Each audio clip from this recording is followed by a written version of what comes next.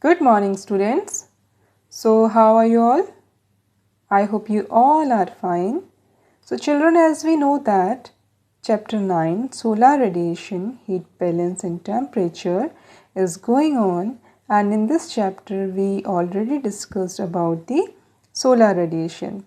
And today we will learn about the heating and cooling of atmosphere. So, let's get started. So there are different ways of heating and cooling of the atmosphere like convection, radiation, advection and conduction. So the second one, radiation, we already discussed this point. So come to the next, conduction. So children, as we know that the earth after being heated by insolation transmits the heat to the atmospheric layers near to the earth in long wave form, which we were already discussed in the part of solar radiation. Clear? So the air in contact with the land gets heated slowly and the upper layers in contact with lower layers also get heated. So this process is called conduction. Clear? So conduction takes place when two bodies of unequal temperature are in contact with one another. There is a flow of energy from the warmer to cooler body. The transfer of heat continues until both the bodies attain the same temperature or the contact is broken. So conduction is important in heating the lower layers of the atmosphere. Clear? Okay. Now, next point is convection. What is convection?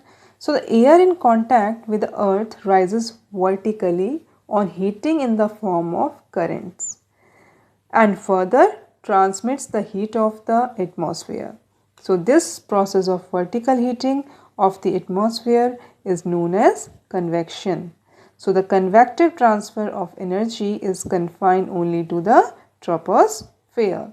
तो जब air जो है contact में आती है land के और या अर्थ के, so it rises vertically on heating in the form of currents and then transmit the heat of the atmosphere. So this process is called the convection. Clear?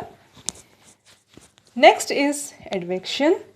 So the transfer of heat through horizontal movement of air is called advection.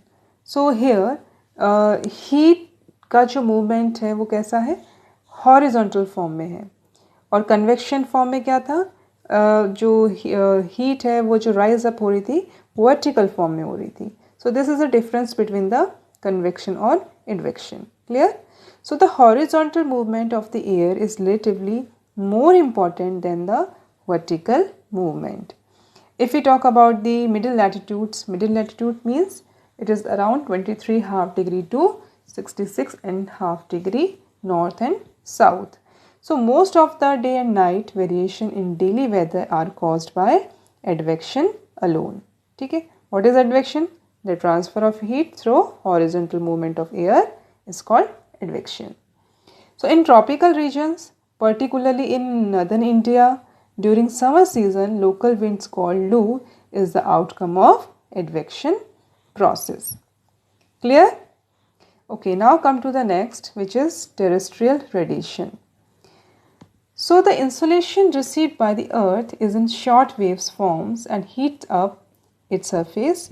जब जो कि मैंने आपको solar radiation वाले part में बताया था कि किस तरह से अर्थ जो है एक डायरेक्ट सनलाइट या डायरेक्ट इंसोलेशन रिसीव करती है and then it heats up its surface. So the earth after being heated itself becomes a radiating body and it radiates energy to the atmosphere in long wave form. Short form में या short wave form में ये receive करता है and then again long wave form में इसको क्या करता है, वापस इस एनर्जी को जो है रेडिएट करता है और ये एनर्जी वापस से जो है एटमॉस्फेयर में चली जाती है. So this energy heats up the atmosphere from below. So this process is known as terrestrial radiation. और ये जो एनर्जी है वो एटमॉस्फेयर में वापस जो है जो गर्म रहती है, इस प्रोसेस को हम टेरेस्ट्रियल रेडिएशन कहते हैं.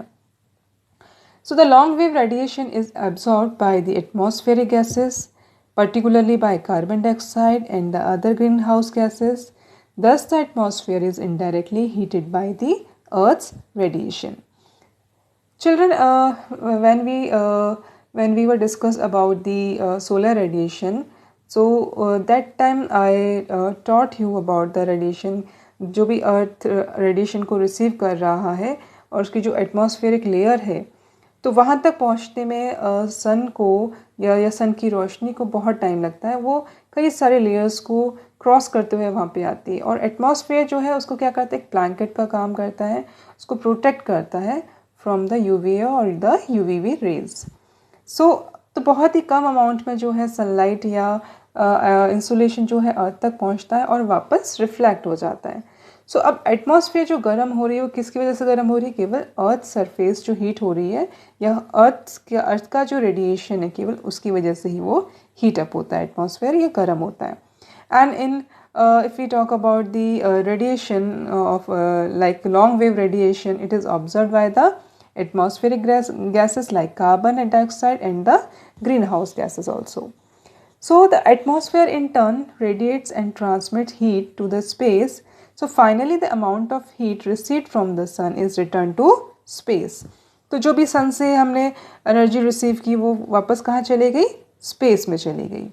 So thereby maintaining constant temperature at the earth's surface and in the atmosphere. और ये कैसे मेंटेन हो पा रहा है, जो अर्थ का या अर्थ सरफेस का जो भी कांस्टेंट टेम्परेचर है या एटमॉस्फेयर का जो भी टेम्परेचर है उसकी वजह से. Clear? So here we discussed about the heating and cooling of atmosphere and terrestrial radiation. So this is finished now, this part of the heating and cooling of atmosphere topic. And in the next video we will discuss about the heat budget of the planet Earth. Clear?